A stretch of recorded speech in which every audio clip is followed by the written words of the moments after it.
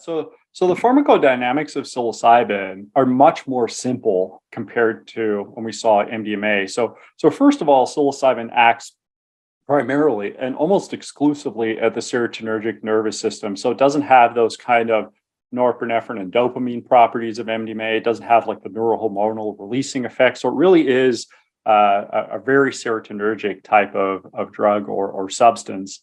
And then even at serotonergic synapses, psilocybin is a little bit more simple than MDMA. In that psilocybin tends to bind directly to serotonin 2A receptors, but it doesn't have much affinity or ability to bind to monoamine oxidase, the serotonin reuptake pump, or VMAT, which packages serotonin. So really simple mechanism of action. And kind of what you notice is that psilocybin or psilocin is unable to increase intrasynaptic serotonin. And if you think back to the section on the pharmacodynamics of MDMA, I basically said that only drugs that increase intrasynaptic serotonin can really cause serotonin toxicities. So the risks, the physiologic risks in overdose with psilocybin and psilocin are pretty minimal from a physical perspective because they can't increase intrasynaptic serotonin. And even when they bind serotonin receptors, they can only produce a partial serotonergic effect or a partial serotonergic response, meaning that even if you give really high doses, you're still not going to fully activate a serotonergic response, which also limits the ability of it to cause serious toxicities. And if you really think about it, that's why, that I'm convinced that's why that psilocin or psilocybin and LSD don't have lethally defined doses in humans.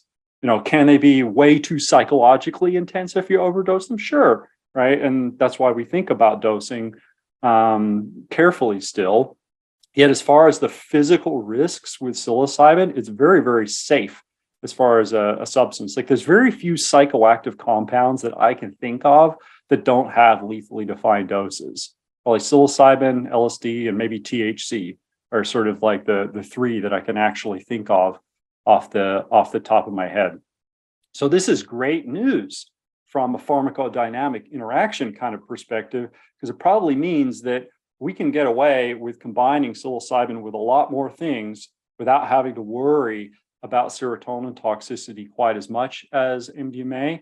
And it also means that even if we did have some kind of medication that could diminish the effects of psilocybin, it might actually be a viable strategy to just pick a higher dose to try to overcome that resistance, whereas you probably wouldn't want to double the dose of MDMA because you could just get in physiological hot water way too fast.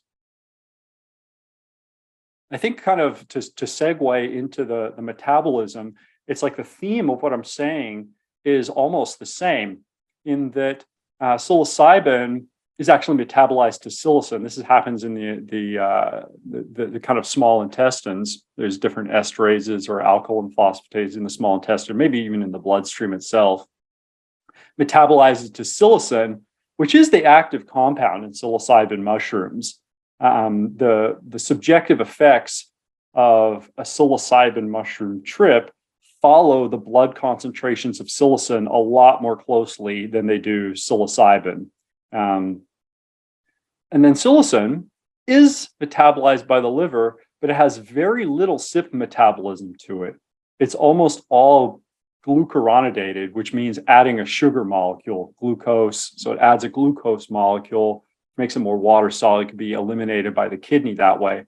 But the lack of CYP metabolism really limits the amount of drug interaction potential or pharmacokinetic type of drug interaction potential that it can have at the liver. So thinking about psilocybin, it's kind of like, well, wow, it's a physically safe substance. It's pretty specific for binding serotonin receptors, and it doesn't really have much in the way of metabolism or transport related interactions. So the kind of picture that emerges is you've got a pretty physically safe compound with fairly minimal metabolic interaction and less, not absent, but less drug interaction potential from a pharmacodynamic kind of angle as well.